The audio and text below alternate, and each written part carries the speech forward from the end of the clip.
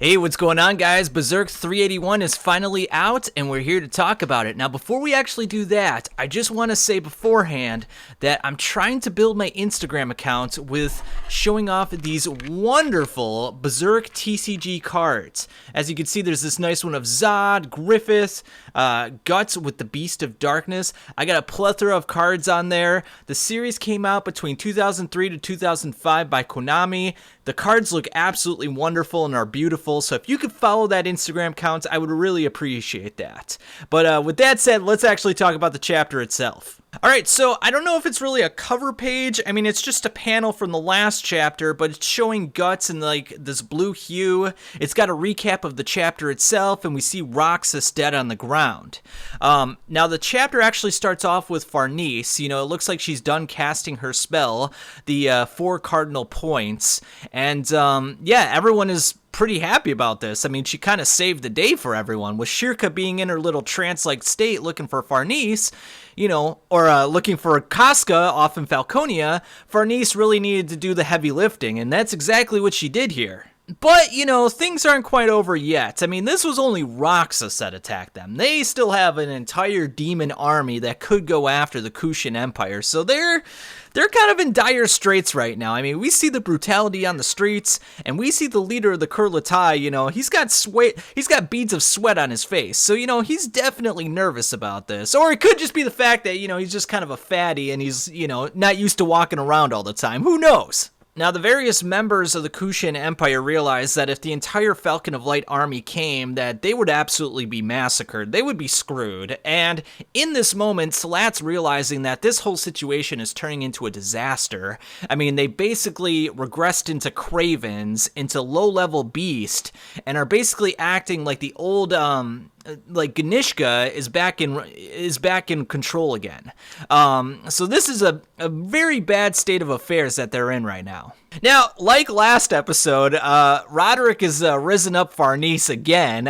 We see her blushing this time, and I'm like, damn, Roderick, just go for the gold, man. You know, like, you're definitely tiptoeing around it. Just, you know, just come out with it already. Especially given the fact that Serpico is Farnese's half-brother. I mean, that ship has already sailed. We know she's not going to end up with Guts, so it's like, Roderick, you know, come on, man. The door is open. Just walk right through. And then we see a really interesting development, and this is kind of the big development of the chapter. Now, Salat says they've come, and everyone else says they look like monks. Now, they're not exactly monks. There's something a little bit different than that. Now, this, immediately when I saw this image, I was reminded of that image back in, I think it was like chapter 237, 238. Remember when they were fighting the crocodiles on the beach, and Serpico went off to fight the Kushan sorcerers? That's immediately what I've thought of when I saw these people. I was like, oh, these are sorcerers. And, you know, given that Daiba's the big sorcerer guy in the Kushan Empire, it stands to reason that he's probably behind this. Now, what exactly is he planning right now? Oh, that remains to be seen, but I do not think it's good, guys. And that's when the big cheese himself finally comes out. We see Guts. And he, you know, obviously he still doesn't look like himself. He still looks like he's in a trance of sorts.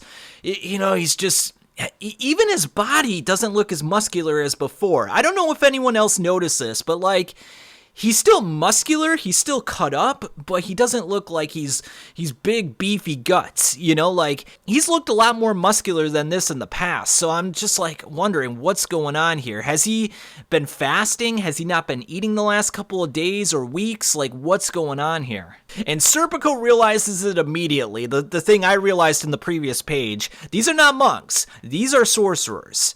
And without them even realizing it, they fell into the old man's scheme. Well, when chapter 375 came out, and that was November of 2023, I came out with a video about 4 days after that chapter being released, saying, is Daiba evil? And in about 8 minutes, I explained my rationale as to why Daiba is not to be trusted. Let's remember, just a brief recap. Daiba created the man-made Bailet. Now, what was that created out of? It was chained apostles, it was filled with amniotic fluid from pregnant women, and then they ripped out the fetuses of these women and turned them into Daka. Yeah, He's not to be trusted. And like I saw people saying like, oh yeah, Daiba's a good guy, he saved them. It's like, no. He's doing this for an ulterior motive. This guy is not good. This guy worked with Ganishka. He was Ganishka's right-hand man. He created the man-made Beylit, which turned Ganishka into Shiva. He created the whole Daka army. He was controlling animals, crocodiles and elephants, to be their minions, essentially. They were attacking the Guts' party, and they were attacking Virtanis.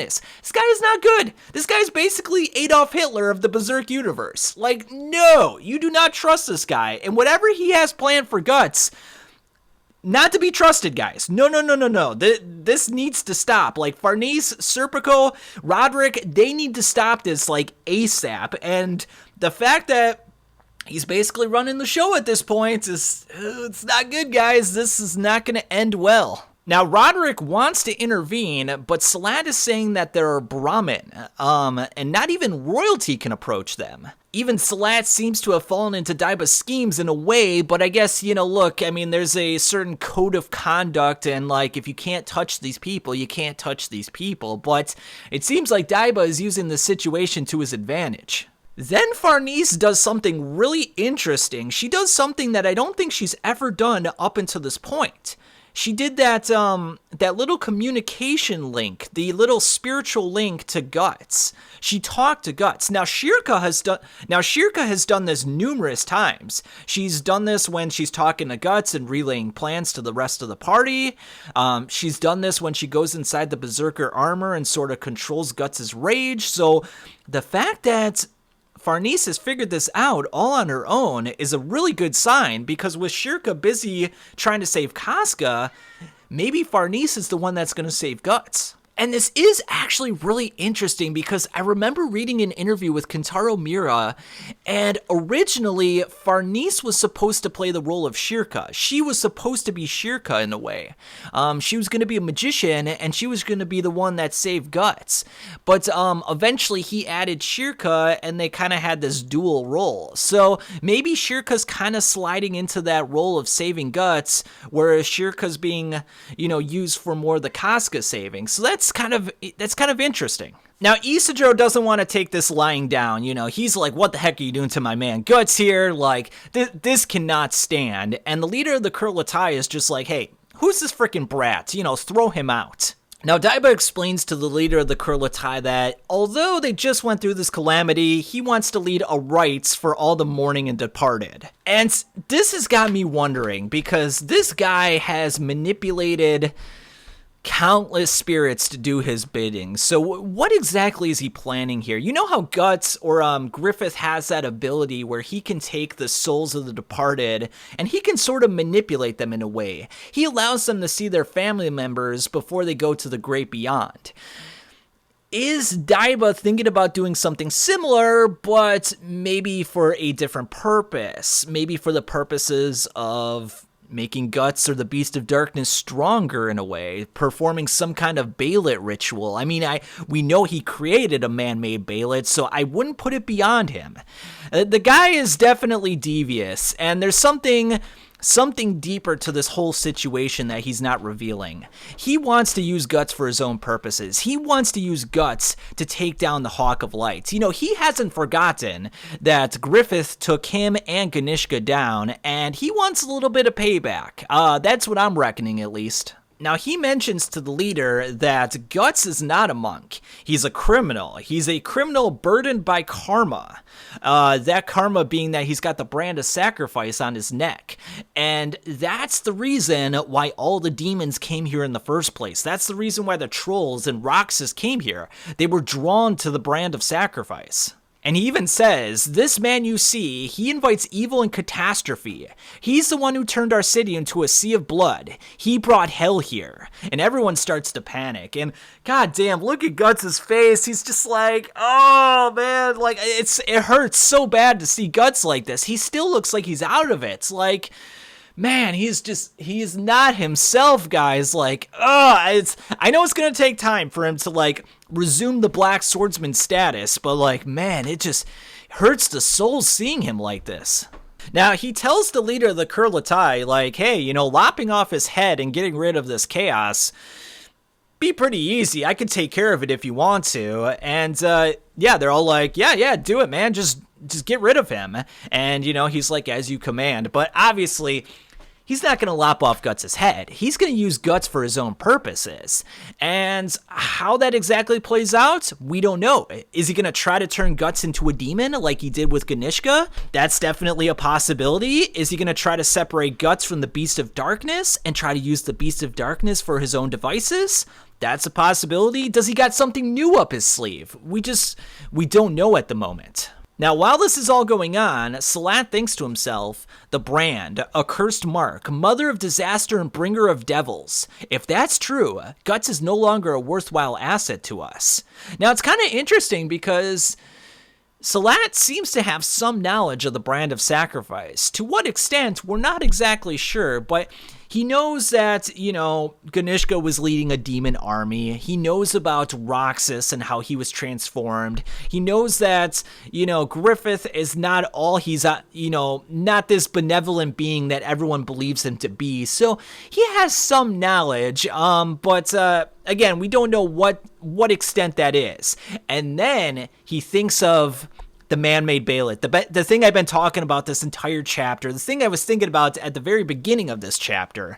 So he knows that something devious is about to happen. He knows that Guts is not just going to lose his life, that he's probably going to be turned into a monster for Daiba's own purposes. Now, off to Shirka's situation, you know, she's still performing her rites, and even though a calamity struck the Kushan Empire, you know, she's still lying still. You know, she's still very focused on her current job. And then we go off to Guts, and we see Daiba and the various sorcerers leading him to some unknown location, and goddamn, there's a lot of sorcerers there. So whatever Daiba has planned, this is going to be some very dark and probably evil magic, I would assume. So guys, I said it 2 years ago, this guy is not to be trusted. Like, this whole little act that he was putting on in chapter 375, like, oh yeah, I led you guys to Guts and their party to save them. No. He wasn't in the business of saving anyone.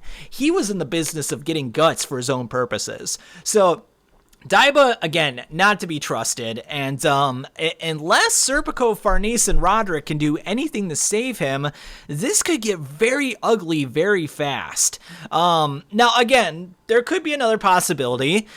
You know, maybe I don't know, maybe he's going to help Guts. Maybe he's going to infuse Guts with, like, some kind of power that's going to help him. Infuse his Dragon Slayer with some kind of power, or the Berserker armor. But I just don't think so. Like, the Berserker armor is something made by the dwarfs, and I don't think Daiba's gonna believe in that. He's probably gonna say something to the effect of, like, look, the Berserker armor drew out the darkness from within, but what I'm offering is to give you evil dark magic for your own purposes.